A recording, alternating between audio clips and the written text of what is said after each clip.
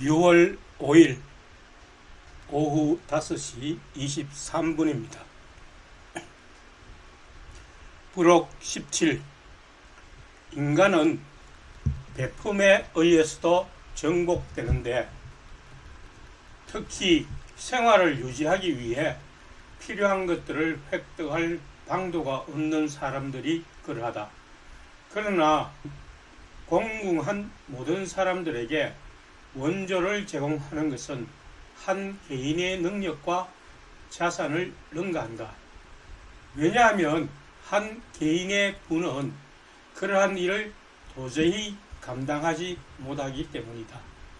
게다가 한 사람의 능력은 모든 사람과 친교를 맺기에는 너무나 제한되어 있다.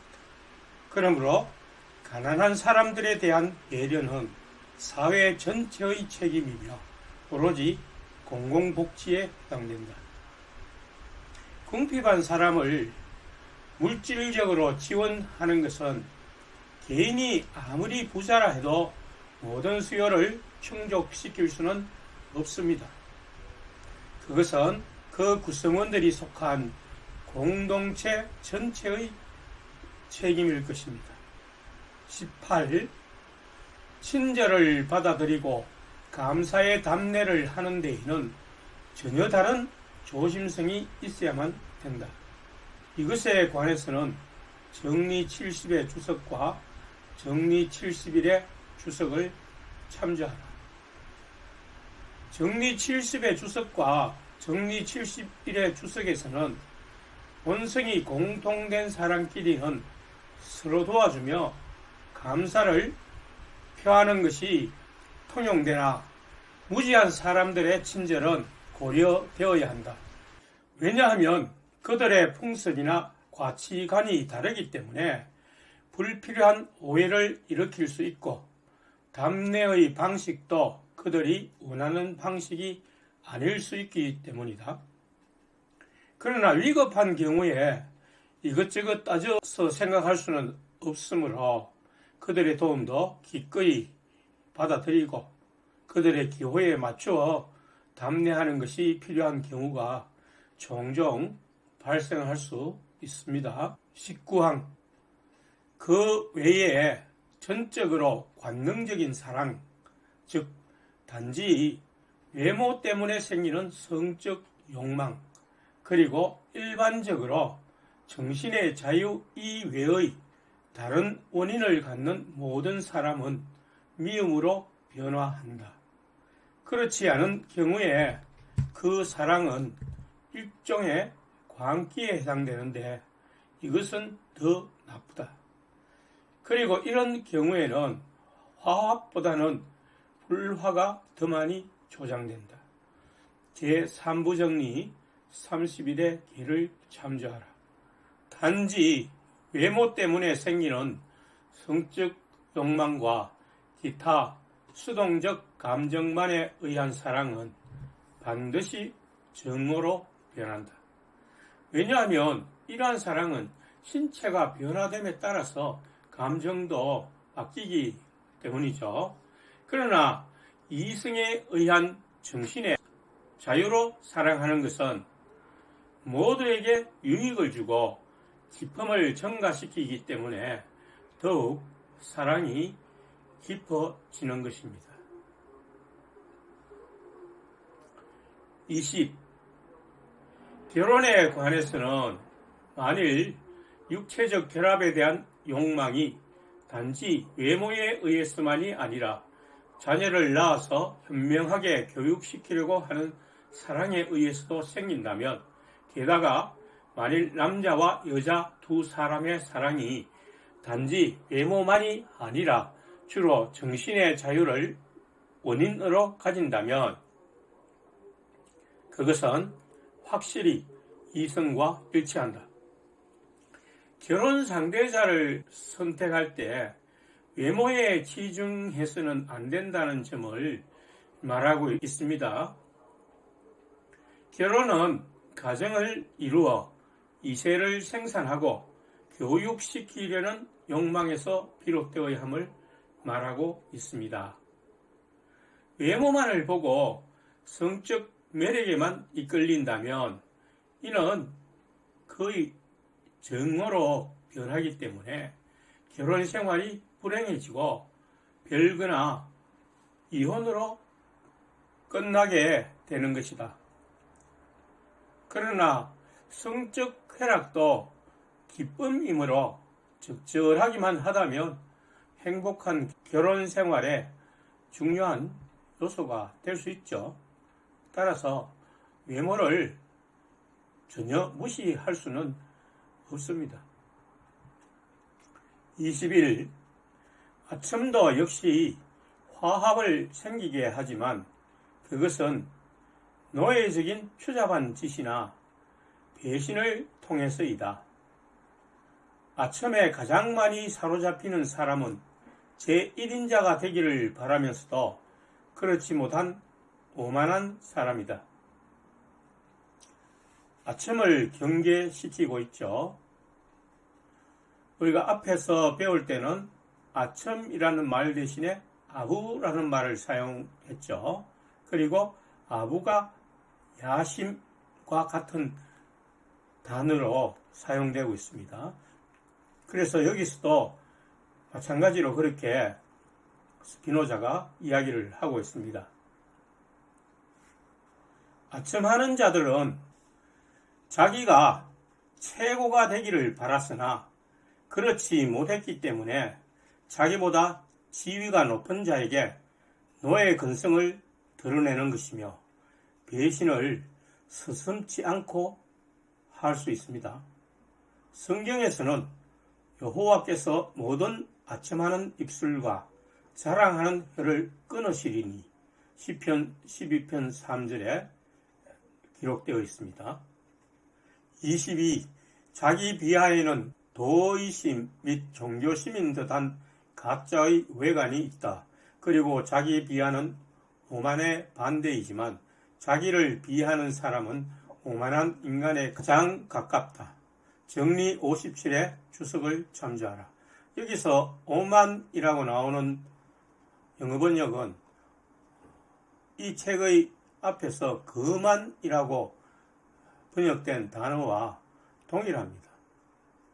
그래서 오만이나 거만이나 언어가 같다고 보면 되겠습니다.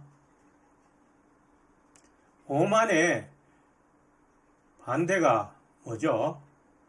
겸손, 자기 비하 이렇게 표현됩니다.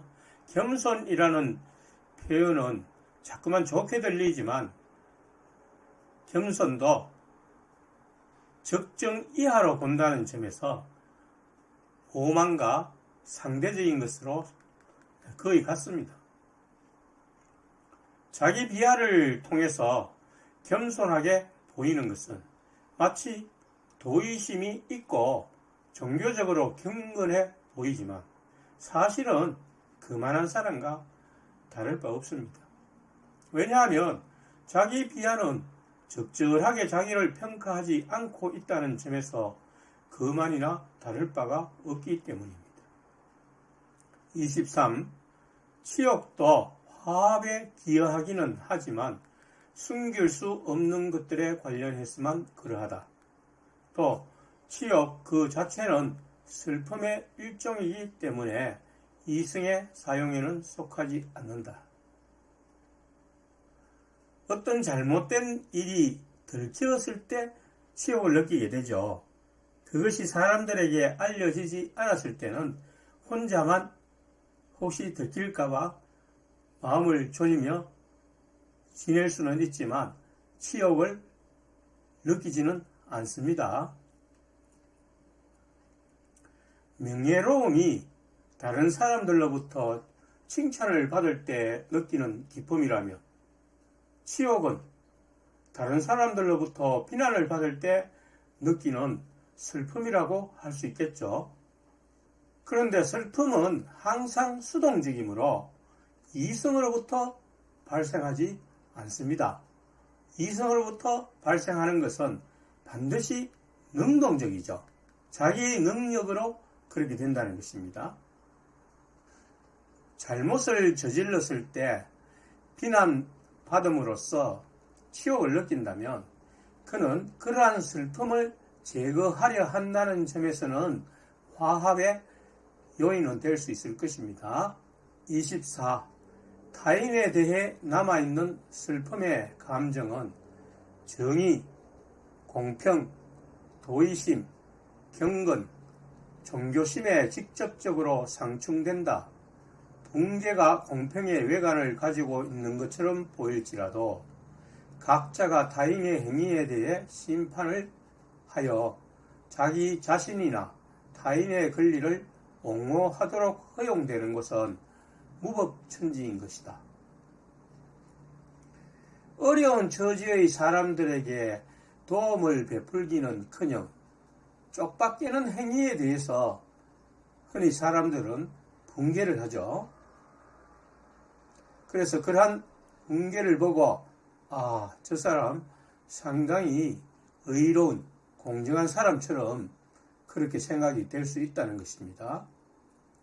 그러나 그가 타인을 심판하여 타인의 권리를 옹호하는 것은 법에 따르는 것은 아닙니다. 즉 붕괴가 일어나더라도 그가 속한 그 나라나 도시의 법에 따라야 하는 것입니다. 자기가 붕괴가 일어난다고 해서 자기가 무슨 재판관이나 되는 것처럼 이렇게 저렇게 해 이런 식으로 명령할 수는 없죠. 만약 그것이 통용된다면 법이 아무 필요가 없다는 그런 뜻입니다. 25. 정중, 즉 이성에 의해 결정되어 사람들의 마음에 들려는 욕망은 도의심에 속한다. 그러나 만일 그것이 감정에서 생긴다면 그것은 야심, 인간이 도의심의 가면 아래 숨어서 흔히 불화와 싸움을 야기하는 욕망이 된다.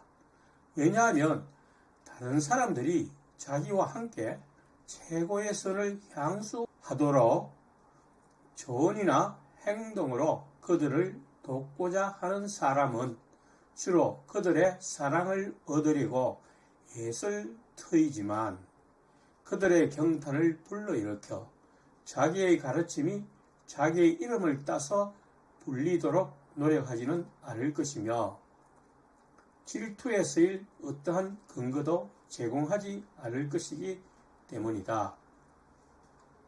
또 보통의 대화에서도 인간의 결점에 대해서 이야기하는 것은 피하고 인간의 무능력에 대해서는 조금만 말하려고 주의하며 인간의 덕 또는 능력에 대하여 그리고 그것을 완성하는 방법에 대해서는 많이 말할 것이다.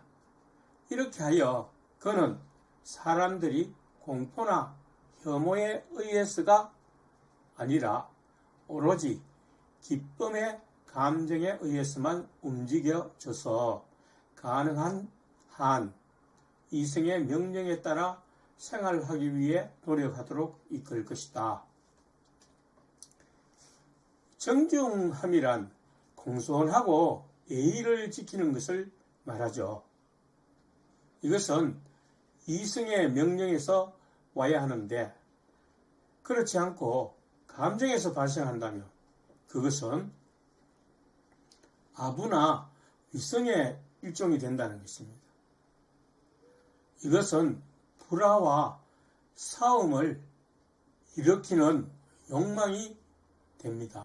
예를 들어 직위가 높은 사람에게는 예의가 바르지만 직위가 낮거나 아랫사람에게는 함부로 대한다면 그는 정중함이 없는 것이거나 수동적 감정에 의한 정중이라는 것입니다.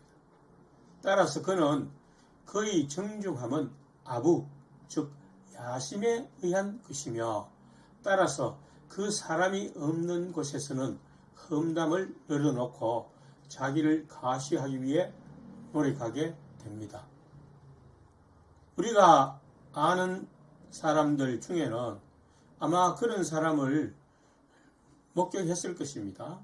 또 우리 자신이 그렇게 되지 않도록 노력해야 되죠. 항상 모든 사람에게 정중하게 대해야 할 필요성을 강조하고 있습니다.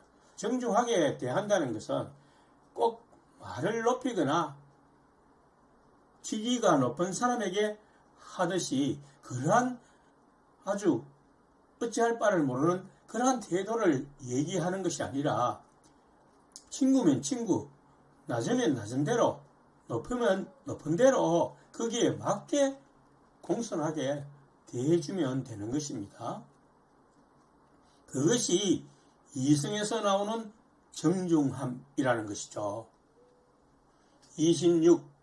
인간 이외에는 자연에 있는 괴물 중에 우리가 그것의 정신을 즐길 수 있는 어떤 것도 또 우리가 그것과 우정 또는 어떤 종류의 교제를 맺을 수 있는 어떤 것도 우리는 알지 못한다. 그러므로 우리의 이익을 추구하는 원리는 인간 이외의 자연에 있는 모든 것을 보존하기를 요구하지 않는다. 오히려 그 원리는 그것들의 여러 가지 용도에 따라 보존하거나 파괴할 것을 또는 그것들을 온갖 방법으로 우리의 이용에 적용시킬 것을 우리에게 가르친다. 인간 외에 이성이 존재하는 사물이 없죠. 즉 인간과 사물은 동물이라 하더라도 본성이 같지 않으므로 그들과 친교를 맺을 근거는 없습니다. 물론 애완동물을 이렇게 친구처럼 지낼 수는 있어도 우리가 인간 사이에서 말하는 그런 친구 사이는 될 수가 없죠. 따라서 인간은 자연의 사물들을 적절히 이용해야 할 것을 가르치고 있습니다. 스피노자가 자연의 사물들을 이용해야 한다는 거죠. 왜 이런 말을 하는가 하면 자연의 질서를 그대로 두고 인간은 원시인처럼 살아야 된다. 그렇게 주장하는 사람들이 있기 때문에 스피노자가 그에 대한 반론을 하는 것입니다. 이러한 이용에는 친환경적인 생태계의 보존과 개발을 위한 파괴가 포함된다. 우리가 자연을 이용하기 위해서는 그걸 부수고 만들고 하는 이런 과정이 필요하죠. 그러나 생태계를 보존하는 차원에서 그렇게 해야 하는 것입니다. 그렇게 하지 않고 우선 이익을 보기 위해서 무조건적인 무모한 개발을 행한다면 결국 현재의 약간의 덕이, 약간의 선이 미래의 악을 불러일으키는 것입니다. 그러니까 결국은 현재의 선은 악이 된다는 이야기죠. 27. 우리가 우리의 외부에 있는 사물들에서 이끌어내는 주요 이익은 우리가 그것들을 관찰하고 그것들의 형태를 변화시킴으로써 얻는 경험과 인식 이외에는 우리의 신체의 보존에 있다. 이러한 이유로 신체의 모든 부분들이 각각의 기능을 적절히 수행할 수 있도록 신체를 기르고 유지하는 것이 무엇보다도 유익하다. 결국 모든 목적은 신체를 보존하는 것이라는 것입니다. 자기 자신이 존재하기 위한 목적이라는 것이죠. 왜냐하면 신체가 외부의 물체들을 많은 방식으로 자극하여 변화시키는데 또한 외부의 물체들에 많은 방식으로 자극받아 변화되는데 유능하면 유능할수록 정신은 사유하는 데 더욱 유능하기 때문이다. 그러나 자연에는 이런 종류의 것들이 아주 조금밖에 없어 보인다. 희소가치를 말하는 거죠. 우리가 필요한 물자들은 희소하다 그런 뜻입니다. 그러므로 신체를 필요한 만큼 기르기 위해서는 다양한 종류의 양분을 섭취하는 것이 필요하다. 왜냐하면 인간의 신체는 본성을 달리하는 매우 많은 부분들로 구성되어 있으며 이 부분들은 전신이 그것의 본성에서 나올 수 있는 모든 것에 대해 똑같이 유능하기 위해서 따라서 정신도 역시 많은 것들을 파악하는데 똑같이 유능하기 위해서 끊임없이 다양한 양분을 필요로 하기 때문이다. 어린이들이 신체가 골고루 발달하고 정신적으로, 지능적으로 온전한 성인이 되기 위해서는 양분이 많이 필요하죠. 그런데 그러한 양분을 주는 식물들은 자연의 모든 사물들 가운데서 극히 희소하다는 거죠. 자연물을 이용하는 근본적인 이유는 우리 신체의 보존에 있다는 것입니다. 즉, 신체의 각 지체들이 이 기능을 최대한으로 끌어올리고 따라서 정신의 기능이 활발해지도록 하는 것이다. 신체의 기능이 충분히 활성화되면 정신도 거기에 따라서 활발해진다는 것을 앞에서 배웠습니다. 그래서 정신과 신체는 분리될 수 있는 어떤 것이 아니라 하나의 동전의 앞면과 뒷면이라는 그 양면의 역할을 하고 있는 것입니다. 편의상 우리가 그렇게 표현하는 것이죠. 따라서 신체에 필요한 영양의 섭취와 건전한 정신의 함량을 위해서는 사물과 상황에 대한 정확한 인식을 갖기 위한 도의나 종교의 가르침이 필요한 것입니다. 28. 그러나 이러한 것들을 달성하는 데에는 만일 사람들이 서로 돕지 않는다면 개개인의 힘만으로는 거의 충분하지 못할 것이다. 확실히 돈이 모든 것에 편리한 획득 수단이 된 결과로 돈의 심상이 평소에 대중의 정신을 가장 많이 차지하게 되었다. 왜냐하면 사람들은 돈의 관념을 원인으로 수반하지 않는 어떠한 종류의 기쁨도 거의 표상할 수 없기 때문이다. 그렇죠? 그러니까 인간이 혼자서 무언가를 제대로 할 수가 없습니다. 반드시 분업과 협업을 필요로 하는 거죠. 그런데 그 가치를 나타내는 수단이 뭡니까? 돈입니다. 그죠? 돈으로서, 돈의 액면에 있는 수치로서, 저 사람들을 얼마만큼 협업을 이끌어낼 수 있겠다. 이렇게 딱 평가를 하는 것입니다. 그리고 만나는 것을 사먹기 위해서, 기쁨을 넣기 위해서 돈이 얼마가 필요하겠다. 내가 좋아하는 음악을 즐기기 위해서 돈이 필요하다. 이렇게 해서 인간 신체에 기쁨을 주는 거의 모든 요소들은 다 돈으로 해결된다는 것입니다. 그러니까 대중의 정신을 가장 많이 차지하는 심상이 바로 돈이라는 것이죠. 29. 그러나 이것이 결핍이나 필요에 의해서 돈을 추구하는 사람들에게 있어서는 악덕이 아니고 돈을 불리는 기술을 배워서 그것을 자랑 삼기 때문에 돈을 추구하는 사람들에게 있어서만 악덕이다. 그들은 습관에 따라 신체를 기르고 있지만 신체의 유지에 소비하는 것을 자기 재산의 손실이라고 믿기 때문에 인색하게 신체를 육성한다. 그러나 돈의 참된 용도를 알고 필요에 맞추어 부의 한도를 조절하는 사람들은 적은 것으로도 만족하여 생활한다. 음식을 사고 영양을 공급받기 위해서 음식물을 구하고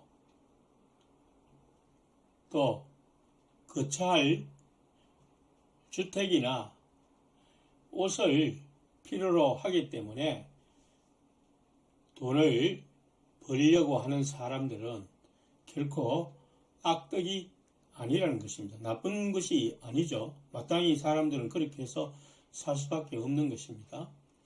그러나 돈을 불리는 기술을 배워서 흔히 이자놀이 같은 거 있잖아요. 사채놀이. 그래서 그것을 자랑 삼기 때문에 돈 불리는 것을 자랑 삼는다는 것은 돈으로서 권력을 구하게 되고 돈 자체가 힘이 있는 것입니다. 돈이 많으면 다른 사람에게 자랑할 수 있기 때문에 다른 사람들이 그 돈 자체에 특별한 지위가 없어도 돈이 많이 있는 것만으로 사람들은 굽신거리는 경향이 있다는 것입니다. 그것을 성경에서는 돈의 기만적인 힘이라고 하죠. 그래서 그런 목적으로 돈을 추구하는 사람들은 악덕이 될 수 있다는 것입니다. 그러니까 적은 돈으로도 만족하게 생활하는 법을 아는 사람들이 돈의 참된 용도를 아는 사람들인 것입니다.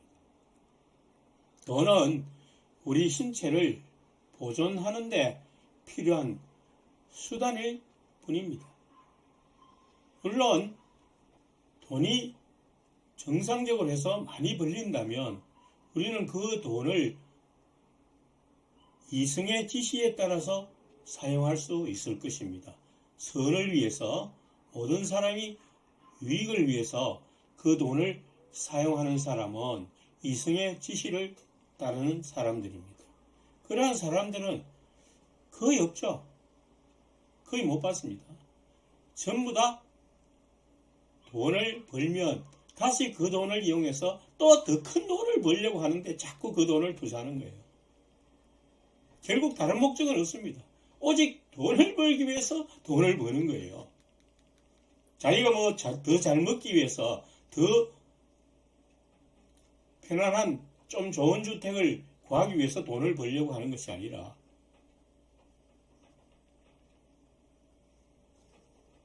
권력을 얻고 다른 사람들에게 과시하기 위해서, 즉 거만하게 되는 요소가 돈이 되는 것입니다.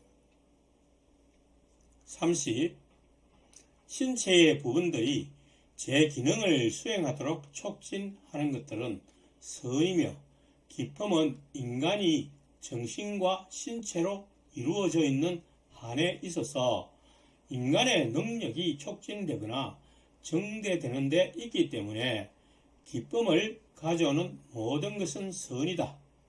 그렇지만 사물은 우리를 기쁨으로 자극하여 변화시키려는 목적으로 활동하지 않으며 사물의 활동 능력은 우리의 이익에 맞추어 조정되지 않기 때문에, 그리고 마지막으로 기쁨은 대개 신체의 한 부분에 주로 관계되기 때문에 기쁨의 감정은 대개 과도하게 되고 따라서 그것에서 생기는 욕망도 역시 과도하게 된다. 게다가 우리는 현재의 매혹적인 것을 감정에 의하여 가장 좋은 것으로 판단하며 미래의 것들을 정신의 같은 감정으로서 평가할 수가 없다. 정리 44의 주석과 정리 60의 주석을 참조하라. 여기서의 기쁨은 쾌락을 말하고 있습니다. 즉 쾌락은 신체의 부분에서 나타난 기쁨이지 신체 전체를 유쾌하게 하는 것들이 아니죠. 따라서 쾌락이 과도하면 다른 신체의 부분들에 부담을 줘서 전체 신체는 오히려 우울하게 될 수 있습니다. 또한 이것은 기쁨을 현재에 집중시키는 것입니다. 쾌락이 그런 역할을 하죠. 그래서 신체의 미래를 정확하게 보존하는데 방해를 주는 것입니다. 그 예를 우리가 앞의 정리에서 다루었습니다. 정리 44의 주석은 한 가지 기쁨에 집착하면 정신 이상자 취급을 받는 경우가 있다는 것을 앞에서 설명했죠. 한 가지 좀 미친 사람. 정리 60의 주석은 쾌락은 신체의 일부분에 해당되므로 전체 신체를 고려하지 않는다라고 했죠. 그래서 성적 쾌락에 과도하게 집중하면 허리가 망가지거나 현재만을 고려하여 장래를 망치게 되는 경우가 있다는 것을 고려했습니다. 31. 이에 반하여 미신은 슬픔을 가져오는 것을 선이라고 그리고 기쁨을 가져오는 것을 악이라고 주장하는 것처럼 보인다. 그러나 우리가 미리 말했듯이 질투가 심한 사람 이외의 그 누구도 나의 무능력이나 불행을 기뻐하지 않는다. 왜냐하면 우리는 보다 큰 기쁨으로 자극받아 변화되면 될수록 그만큼 더 큰 완전성으로 이행하고 따라서 그만큼 더 많이 신적 본성을 나누어 갖기 때문이다. 또한 기쁨은 우리의 이익에 대한 정확한 고려에 의해 통제되는 한 결코 악일 수가 없다. 이에 반하여 공포에 의해 이끌려 악을 피하기 위해 선을 행하는 자는 이성에 의해 인도되고 있지 않다. 스피노자는 그 미신을 그렇게 정의하는 거죠. 슬픔을 가져다 주는 것을 선으로 규정하고 기쁨을 가져다 주는 것을 악으로 규정한다는 것입니다. 그런 사람들이 이 미신적으로 사물을 취급한다는 것입니다. 즉 미신은 정확한 이성의 인식이 아닙니다. 그중 한 가지가 공포를 주어가지고 공포 분위기를 형성해가지고 악을 피하고 선을 행하라고 주장하는 것입니다. 그래서 우리는 흔히 모르고 그것을 지나가 버리지만 이 스피노자가 그것을 날카롭게 찍어서 설명하고 있습니다. 그 미신이라고. 예를 들어 기독교에서 지옥의 공포를 주거나 최후의 심판으로서 사람들에게 선을 주장할 수 있다는 주장입니다. 이 외에도 이 부분은 제가 추가한 것입니다. 초자연적 기적이 우리를 구원하는 능력이라거나 귀신이 인간을 해롭게 할 수 있다는 이런 주장들은 다 기독교의 미신들입니다. 초자연적 기적이 일어날 수 있습니까? 스피노자의 이 정리 정명에 의하면 결코 일어날 수 없습니다. 왜냐하면 자연이 곧 신이기 때문입니다.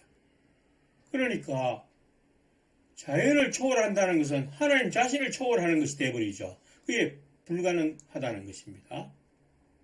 그리고 귀신이 존재할 수 있습니까? 스피노자에 의하면 귀신이 존재하지 않죠. 사탄이니 악령이니 하는 것은 전부 고대 사람들이 그렇게 미신을 믿었기 때문에 성경에서도 대중화된 일반 사람들의 생각에 따라서 그런 식으로 표현을 하는 것입니다. 이해하기 좋도록 하기 위해서. 그런데 실제로 귀신이나 사탄이 있어가지고 인간들에게 해악을 가하고 인간들을 나쁜 길로 유도하고 이렇게 하지는 않는 것입니다. 다 인간이 스스로 일으키는 일에 불과한 것입니다. 따라서 기독교의 3대 미신은 무엇입니까? 지옥과 최후의 심판으로서 공포 분위기를 조성해서 사람들에게 선을 행하도록 요구하는 것. 그리고 초자연적 기적이 일어나서 이 세상이 천국이나 낙원이 될 수 있다는 것. 마지막으로 사탄만이나 귀신이 인간을 직접적으로 해롭게 한다는 것. 이런 것들은 모두 미신. 마지막 32입니다. 그러나 인간의 능력은 매우 제한되어 있으며 외적 원인의 힘에 의하여 무한히 능가된다. 그러므로 우리는 외부에 있는 사물을 우리의 사용에 적합하게 하는 절대적인 능력을 가지고 있지 않다. 그렇지만 우리의 이익에 대한 고려가 요구하는 것에 상충되는 일들이 우리에게 일어나도 만일 우리가 우리의 의무를 다했다는 것, 우리가 가진 능력은 우리가 그러한 일들을 피할 수 있는 데까지 미치지 못했다는 것, 그리고 우리는 자연 전체의 일부분이며 자연의 질서를 따르고 있다는 것 등을 의식한다면 우리는 침착하게 그러한 일들을 견딜 것이다. 만일 우리가 이러한 것을 뚜렷하고 명확하게 인식한다면 지성에 의해 정의되는 우리의 그 부분, 즉 우리의 더 좋은 부분은 그것에 전적으로 만족하고 그 만족을 보존하려고 노력할 것이다. 왜냐하면 우리는 인식하는 한에 있어서 필연적인 것 이외의 어떠한 것도 욕구할 수 없고 절대적으로 참된 것 이외의 어떠한 것에도 만족할 수 없기 때문이다. 그러므로 우리가 이러한 것들을 올바르게 인식하는 한에 있어서 우리의 더 좋은 부분의 노력은 전체 자연의 질서와 일치한다. 인간의 능력이 제한되어 있다는 것이죠. 그렇기 때문에 인간은 수동적 감정의 지배를 받게 됩니다. 따라서 우리가 최선을 다해도 어쩔 수 없는 부분이 있죠. 이때 우리는 자연의 일부로서 자연의 질서에 순응할 수밖에 없었다는 사실을 분명하게, 뚜렷하고 분명하게, 명석반명하게 인식할 때에 우리의 정신은 그것으로 만족하게 될 수 있습니다. 이것은 인간이 자연의 일부라는 점에서 자연의 질서와 일치합니다. 자연이 그것을 우리에게 요구하는 것이 아니죠. 즉 하느님이, 신이 우리에게 완전히 이성을 사용해서 절대적으로 정확한 길을 가라, 이렇게 요구하는 것이 아니라는 것입니다. 자연의 질서 자체가 우리가 실수할 수 있고 잘못을 범할 수 있고 또 감정의 충동을 받을 수밖에 없다는 것입니다. 그것이 자연의 질서라는 것입니다. 이것으로서 제4부를 모두 마쳤습니다.